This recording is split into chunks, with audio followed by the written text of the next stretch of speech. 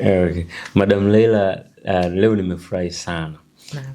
This is our first podcast. Naam. Mimi na wewe. Naam. Na naamini kabisa watu ambao wanaangalia hii podcast au ambao wataisikiliza, they are going to learn a lot. Naam.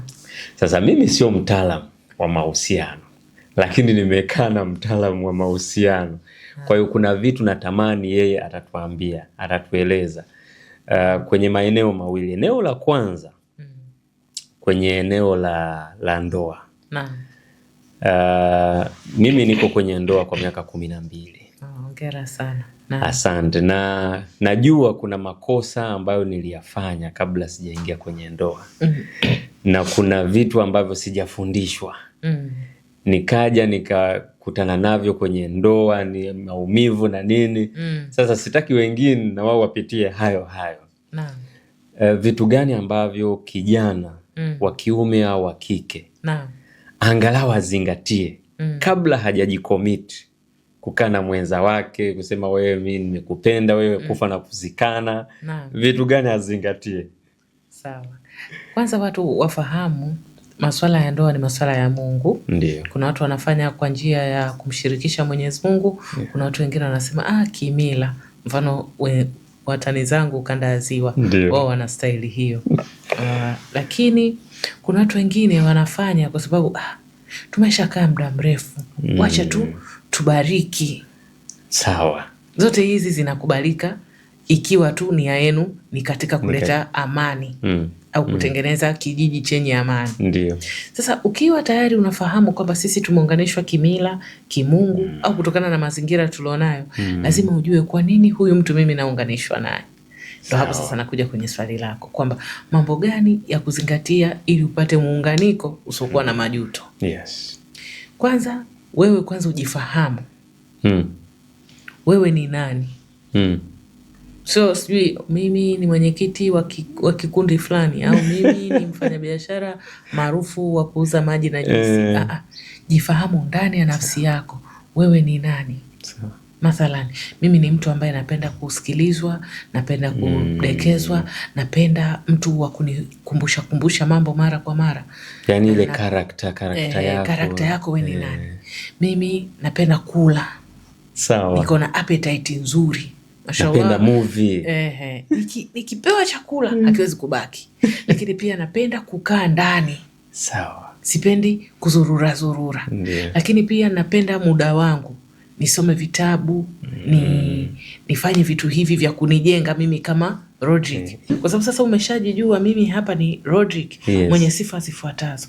Kama mimi ni msomi wa vitabu na mwandishi wa vitabu, nataka mtu asokuwa na kelele.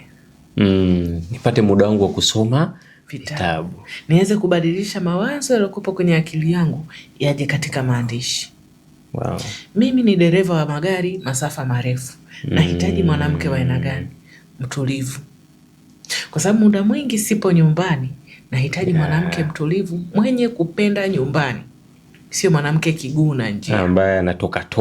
Kwa sababu nikiwa niko mbali na familia yangu, nikiwa na mwanamke anayetoka, sitokuwa na amani. Kweli. Mimi ni mwanamume ambaye napenda nidekezwe. Niko romantic. Nitafute mwanamke ambaye naye yuko romantic. Ili nisije nikamtumia message mke wangu mimi kichwa kinaniuma, akanambia Mungu atakusaidia.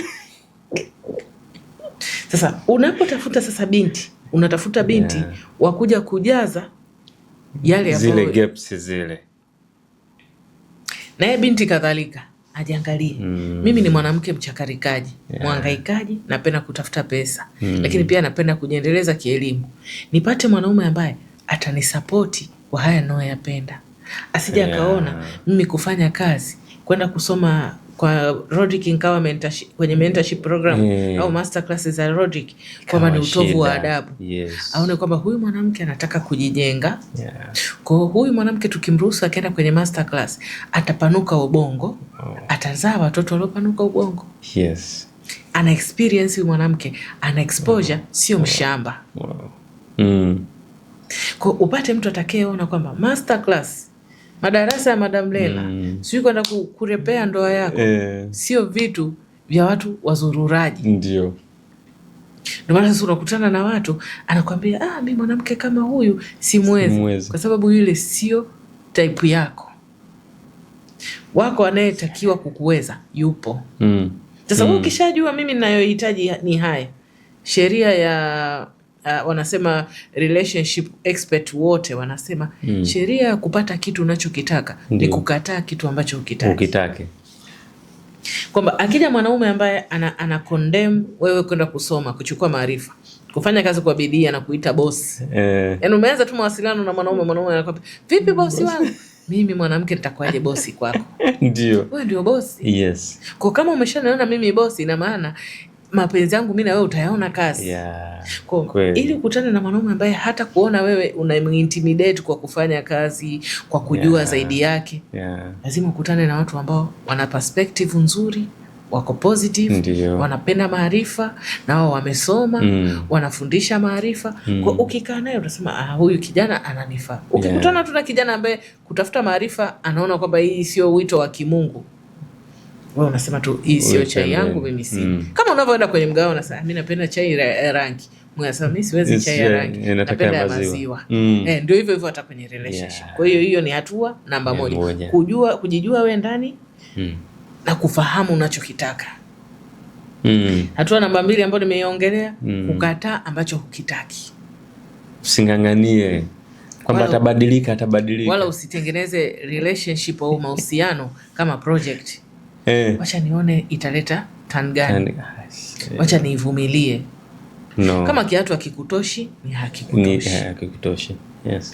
Kama mfuniko huu hauzibi hii sufuria, sio saizi yako. Ya 3 ni kuangalia mimi ni mtu ambaye namtanguliza sana Mungu kwenye mambo yangu. Sifanyi kitu mpaka nishirikiane na Mungu. Sisogei mbele mpaka huyu mtu yuko religion, yani ana conscious ya kireligion kama mimi. Ndio. Nisije nikamwambia kuna fellowship akanambia ni nini. Nisije nikamwambia kuna family day akanambia family day ni nini. Wakati wa kufunga yeye hajawahi kufunga maisha yake yote. Kwani somo ni nini? Kuna zawadi za wanawake baada ya kufunga, wananunuliwa kanga, wengine wananunuliwa pea gani, sijui pea 10, wengine wanapewa zawadi ya kufunga, zawadi ya iftari, wengine wananunuliwa abaya, sijui mwaka huu ilikuwa inanunuliwa pashmina. Anasema ni mambo gani haya? Mbona unanitia gharama ambazo sizielewi? Sasa haya mambo utayajua mwanzoni kwa kuhoji maswali sahihi kuhoji maswali sahihi. Kaa na mtu katika chai, katika mgahawa au soda, muulize mtu maswali sahihi. Mambo ya rangi, wewe bana rangi gani? Ameulizwa na watu kibao mpaka akikutana na wewe asha kremu rangi yake ni nyeusi ili asiulize maswali mengi. Sasa wewe uliza maswali sahihi. Sawa. Kuna mmoja akaniandikia ujumbe akasema, madam, mimi nafanya kazi lakini mwanaume anayetaka kunioa hataki mwanamke wa kufanya kazi. Je, mimi nifanye nini? Mimi nikamjibu, wewe ndio unaolewa. Ndio. Kwani unaniuliza swali ambalo wewe utakiwa kujibu? Wewe unapenda kufanya kazi. Mwambie bwana mkubwa, bwana mimi sawa, lakini mimi napenda kufanya kazi. Ndio. Kwa utengeneza mazingira nyumbani kwako yatakaoniwezesha mimi kufanya kazi. Labda shida yako ni mimi kutoka. Nitengenezee mazingira nyumbani. Sawa. Au kazi yangu unaona kama inani expose. Nitengenezee mazingira ambayo yatanilinda. Ndio. Maybe unaniwekea wasaidizi. Mimi nisiwe pale mbele sana. Sawa. Au maybe unanifungulia college. Mimi nikae katika utawala, kuwa na wafanyakazi. Kwa wewe tengeneza mazingira ambayo yatanilinda, lakini sio mazingira ya kunikata mimi mguu nisifanye kazi. Yes. Kwa ni mambo kama haya. La mwisho ambalo ni kubwa zaidi, kumuelewa mwenzio. Sawa. Hasa kwenye malezi, wanawake wanaume wengi sana wameathiriwa kutokana na malezi. Wengine wamekuwa katika nyumba ambao mama hakuwa sahihi au baba hakuwa sahihi au jamii haikuwa sahihi. Au wamepigwa lebo walipozaliwa, huyu ni mtoto wa mtaani, huyu ni mtoto ambaye amezaliwa babake amemkataa, huyu ni mtoto yatima. Kuna mwingine anasema huyu amelelewa katika tumemlea hapa katika parokia. Kwa yeye anajulikana kama mtoto aliyelelewa na mapadre. Hana belonging. Kwa sasa wewe ndio unatakiwa umuelewe kwamba huyu mtu ndio hana essence ya familia kwa sababu hakukuwa kwenye familia. Sasa mimi ndo nimtengenezee need ya kuona kwamba familia is a highest form of love. Kwa ndo tunaingia sasa kwenye compliance. Sawa. Usichokijua ye anakijua, mfundishane. Unachokitaka ye hakitaki, muelewane. Ili muweze kuishi kwa amani. Lengo sio kufanana. Lengo ni kuchukuliana kwa kutofanana. Mwenzangu hapendi kulala na taa, lakini mimi napenda kulala na taa. Ndio. Wacha nitanunua bedside taa ndogo, mimi niiwashe nimulike mimi tu. Sio kule kwake. Mwenzangu hapendi kelele asubuhi, siwezi kulala bila kuseti alarm. Yeye mwenzangu yuko akiamka hawezi kulala tena. Nitampa majukumu, mume wangu, naomba mimi basi wewe unaniamsha. Kwa sababu alamu yangu inakuamsha. Au unaweka alarm lakini ya mlio mdogo karibu na kitanda unapoweka sikio lako. Ni kuchukuliana. Wow. Ndio maana hawajasema kwamba tumewaumba wa kufanana. Tumewaumba ili muchukuliane. Na kila mtu atapewa mtu wa kufanana naye. Ndio. Kwa ukiona mtu, mbona huyu mtu sisi hatufanani? Ni wito wa Mungu kwako kwamba huyu mtu haufanani naye, kwamba amemuumba mwingine ambaye anafanana naye. Huyu sio wa kwako. Na mtu unaweza ukakaa ukaona mbona mapenzi mimi yananiumiza sana. Mbona mimi sina bahati ya mapenzi. Kubwa unakuwa umeweka kipaumbele mapenzi ukamsahau Mungu. Kwa Mungu anakufanya unakutana na watu wanakuumiza, ili urudi nyuma useme Mungu mimi nimekuacha.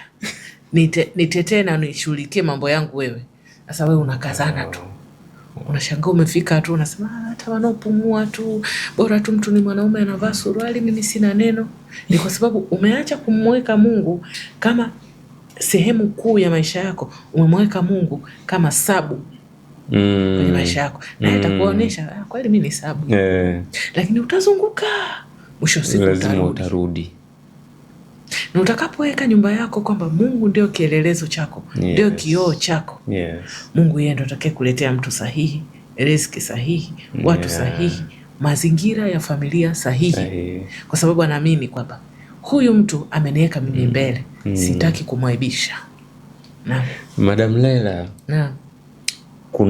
Sasa hivi kuna vijana ambao ukimwangalia yule kijana na kila kitu. Ajira nayo, mshahara anapata, kama ni uwezo kimwili anao, lakini hataki kujikomiti. Hataki kuingia kwenye ndoa. Namuuliza vipi, anakuambia mimi bado. Nipo sana. Unafikiri changamoto ni nini kwa pande zote mbili, kwa vijana wa kiume na vijana wa kike? Kwa nini wanaogopa kujikomiti? Wengi wanakuwa hawana elimu sahihi kuhusu masuala haya ya mahusiano, mathalani ndoa. Lakini wengine wanakuwa wameumizwa sana.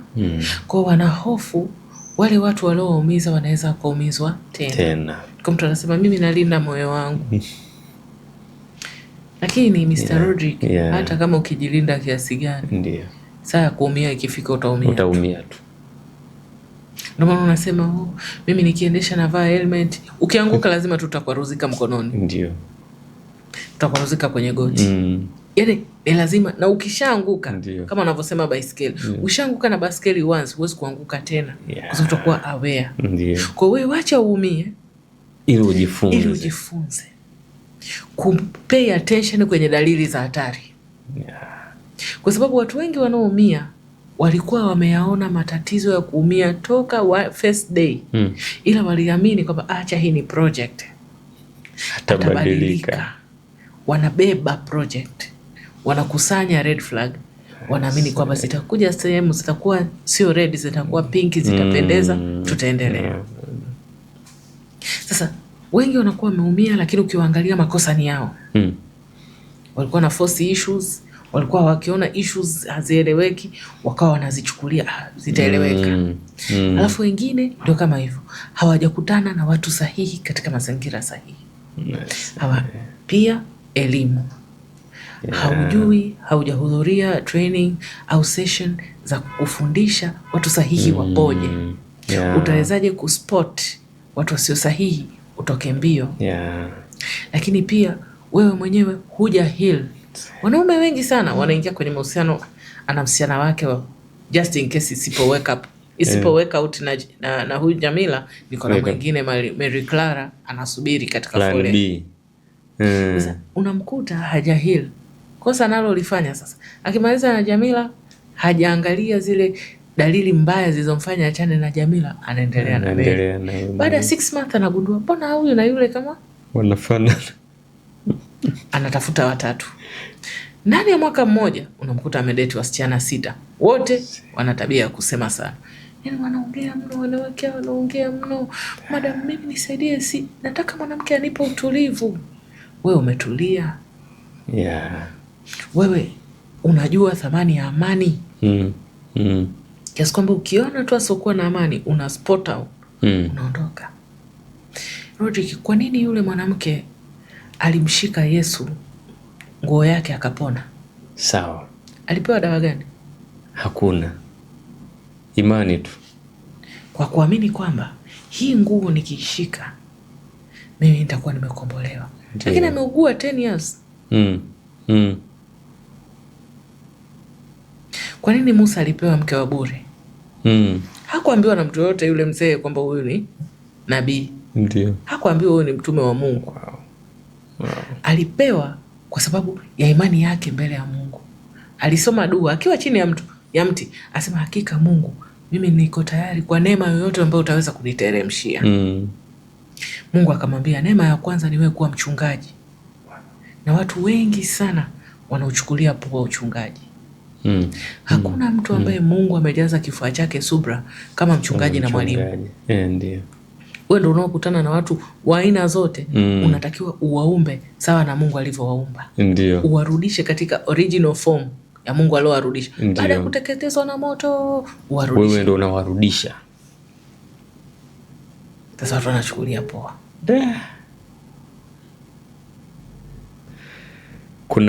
Kuna vijana ambao wanakaa kwenye mahusiano. Wanafika wakati wanaamua kwamba bwana, mimi naona mahusiano sio kitu changu. Ni kwamba amefika maumivu ya hali ya juu. Au kuna wengine ambao wanasema wote wako kama, yani wanaume wote ni mbwa au wanawake wote ni mbwa. Na mimi nimekutana na kesi kama hizo. Nini kinasababisha mpaka mtu anasema hivyo? Hawajahil. Sawa. Kwa huwezi kuvuta. Biblia inasema ajionavyo mtu ndivyo alivyo. Huwezi kuhubiri amani wakati ndani yako kuna vurugu. Kuna amani. Utapata vurugu kwa sababu ndio iliyo ndani yako. Na Mungu hamuongozi mtu yoyote. Mtu anajiongoza. Mungu anakupa catalyst ya kujiongoza kwa salama. Sawa. Huwezi kusema unataka mtu akukuletea furaha, wewe una furaha. Kutoka asubuhi unagombana na watu. Unawashika watu ubaya. Unasema watu hawanisaidii. Wewe umefanya nini kwa ajili ya nafsi yako? Huwezi kuwalaumu watu. Walimu hawana malezi mazuri sasa hivi, watoto hawafaulu. Wewe kama mzazi umetimiza majukumu gani? Umetimiza majukumu yako. Umelipa ada kwa wakati, unasimamia homework, umetengeneza mazingira mazuri kwa ajili ya amani ya mtoto katika ujifunzaji. Mtoto haendi shule tu kujifunza. Mtoto anaenda shule pia kukua. Umetengeneza logistic nzuri za ukuaji wewe mtoto. Au unataka tu kulaumu mwalimu? Mwalimu anakaa naye masaa 8, unakaa naye masaa 16. Kweli unamlaumu mwalimu? Uko serious unalaumu mwalimu? Kwanza shule ile ni institution. Lakini wewe ndio watu wanaoingia kwenye institution wako ready kama sisi watu wote tunaoingia internet wote tuna bando. Ndio. Lakini sisi wenyewe ndio tutakuwa tujue kwa bando hili nilitumie wapi. Kasome umbea, kamsikilize Rodrick, au nimsikilize Lela, au niende duka huru. Ndio. Sisi ndio ikija content ya kusema watu na scroll au nazima simu yangu basi imetosha leo, sasa sitaki umbea. Huwezi kulaumu mtu kwa sababu wewe unatakiwa kwanza utengeneze mazingira. So wengi wanakuwa hawajahil, kwa wanakutana na watu ambao sio sahihi katika mili tofauti. Wanasema na saikolojia, usipo heal utakutana na watu wale wale katika mili tofauti. Na usipo heal au ukaachana na mwanamke mwema, utamtafuta yule mwanamke mwema kwa kila mwanamke na umkose. Anakuwa anakutesa. si unakuwa unatafuta mwanamke anayeendana na fulani uliomuumiza. Kumbe kwa sababu sasa kuja move on. Ndio unazidi kumtafuta, mbona huyo hanibembelezi kama fulani, nani alikutuma muache fulani? Ni kwa sababu ulikuwa hutaki kubadilika, ndio maana ulimwacha fulani. Kwa sababu wengi wanalalamikiwa na wake zao ni hawataki kubadilika, hawataki kusikia, hawataki compromise. Ndio sasa akishaachwa na yule mwanamke ndo anakumbuka, da, mwanamke alikuwa mzuri katika mapishi, kwa anatafuta anayejua kupika. Kuliko ajitafute yeye kwanza, ajipate, ajue kwa nini mimi nilikuwa sitaki mwanamke anayenifanyia mema, nataka mwanamke anayenifanyia vurugu.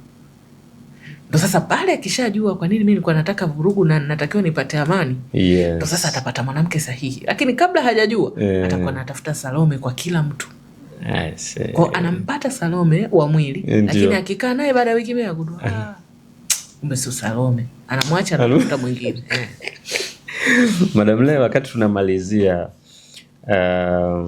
una programs nyingi ambazo unazifanya na inawezekana katika programs zote unazozifanya inawezekana watu wanajua labda moja au mbili, lakini una programs zaidi ya 3 ambazo unazifanya. Unaweza ukawafahamisha kidogo wakati tunamalizia, ili watu wajue kwamba you are a complete package? Sawa. Mimi nashukuru Mungu, mimi mbali na kuwa mwanasaikolojia au counselor, nafanya pia therapy. Nafanya hayo matibabu ya therapy kwa staili mbalimbali, lakini zote ni organic, situmii kemikali. Kwa watu wa tension, watu wa anxiety, watu wa kukosa usingizi, watu wa low libido, wote nawasaidia. Lakini pia wajawazito, waliojifungua, watoto, lakini pia wanafunzi nafanya mimi ni student coach. Nawasaidia katika kutengeneza wasome vipi, wa perform vipi, wachague career gani. Lakini pia na washauri watu katika masuala ya mahusiano, ndoa, na pia mediation katika ndoa.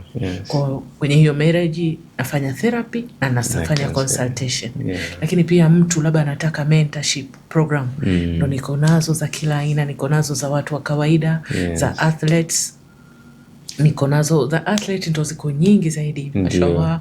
Niko za watu wenyewe wanataka kutengeneza wenyewe productivity, lakini pia za hawa watu ambao wenyewe kama wenyewe wanataka kujitambua, wanataka kujiongezea thamani, au wanataka yani kuwa na fikra fulani hivi ambazo akiongea mtu anasema yes, this is point on.